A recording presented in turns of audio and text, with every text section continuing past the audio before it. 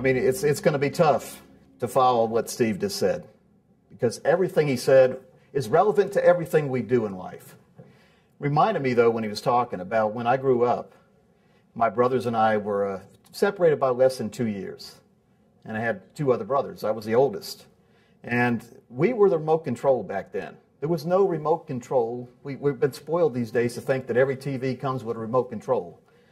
Well, back then, my dad had a remote control. It was one of my brothers or I were the ones that would have to either go up and turn the channels or get up there and mess with the antenna. And if it was the Boston Celtics playing, because Dad was a big Boston Celtic fan, and one of my brothers had held the antenna just the right way where the picture was great and the Celtics were on a roll, guess where we had to stand the rest of the night? Exactly in that position. So we look at these days, though, with TVs and cable boxes and satellites, where we have hundreds and hundreds of channels. Hundreds of channels. My wife and I will sit at home some night. We'll turn around those channels, and we'll eventually look at each other, and we'll say, with all these channels, there's nothing on. Back then, we had 3 choices. The ABC, NBC, CBS. There was no Fox back then. 3 choices, and we always had something to do. These days, we find ourselves shutting the TV off and just having a talk every now and then. And that's something a lot of people forget to do, especially when we're talking about the sales process. Each and every day, I talk to advisors from across the nation, either on our radio show or TV show, or I'm interviewing famous people from across the world. And they all tell me that this lifetime we live in is so packed with information. So packed. I mean, you can find any kind of information you want out there. You can build your own house these days. You go to these stores, you buy hammer, wood, nails. You can build your own house. There's no guarantees it'll stand up, but you can build your own house. You can be your own financial planner.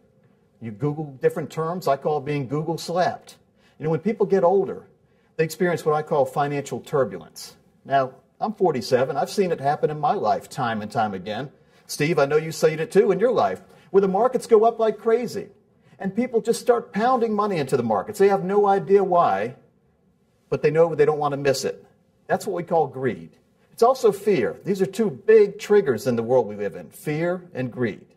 And most salespeople forget about this. If you're in a profession where you're selling something, what you really need to do is appeal to those 2 emotions.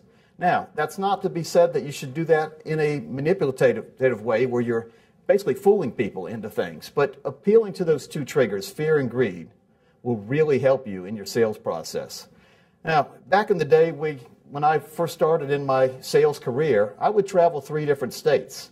And the joke was, in my family, I was working over 80 hours a week for myself, so I didn't have to work 40 hours a week for someone else. And I spent a lot of time thinking, and we called it windshield time. I spent more time in front of windshields than in front of people. So as we get into our sales profession, and if you're really serious about being in a profession that involves selling anything, number 1 thing you need to do is become the expert in the field.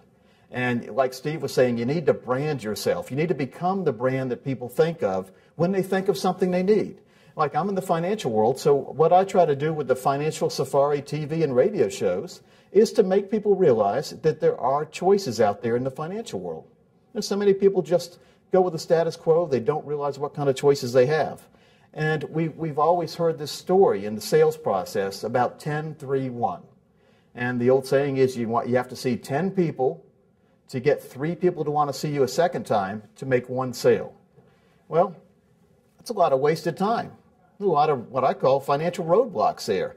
If you have to see 10 people to only make 1 sale, you're really wasting a lot of time. So as we get into the new generation, what I see happening is more of a filtration process. People need to filter down and define your prospects more so your prospects can define you when they see you. You know, first impressions, I think, are everything.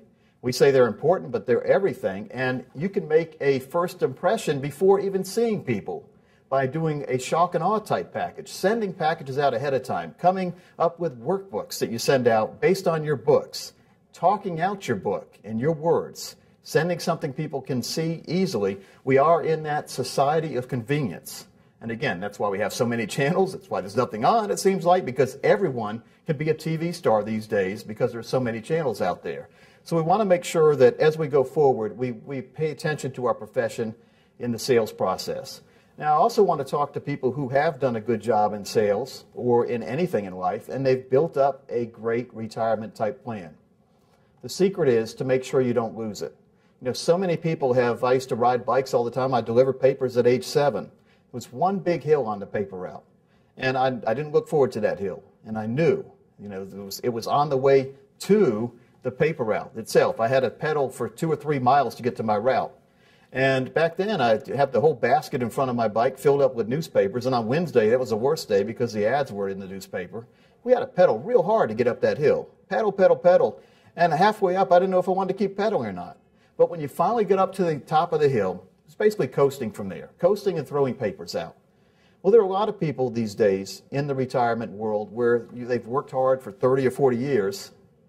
And now to the process where they've done the heavy pedaling, yet they continue to pedal when they could be coasting.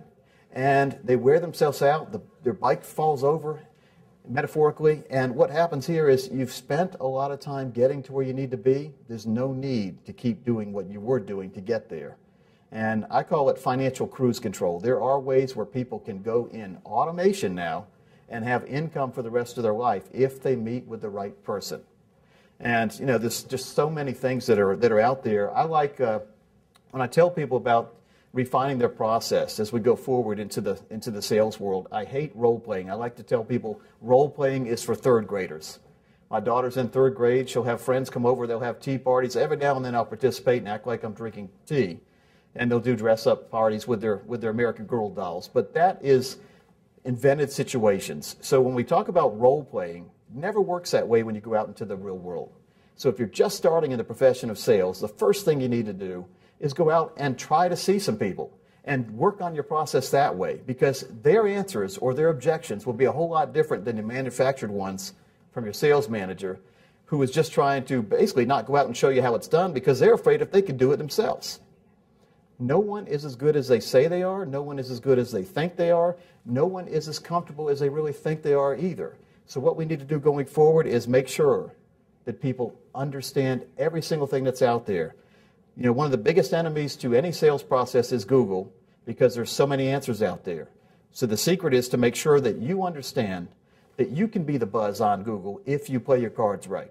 But if someone is looking for information, especially in the financial world, that's the profession I'm in, and Steve, I know you've seen this too, there are so many answers, but the answers aren't for the exact question you asked.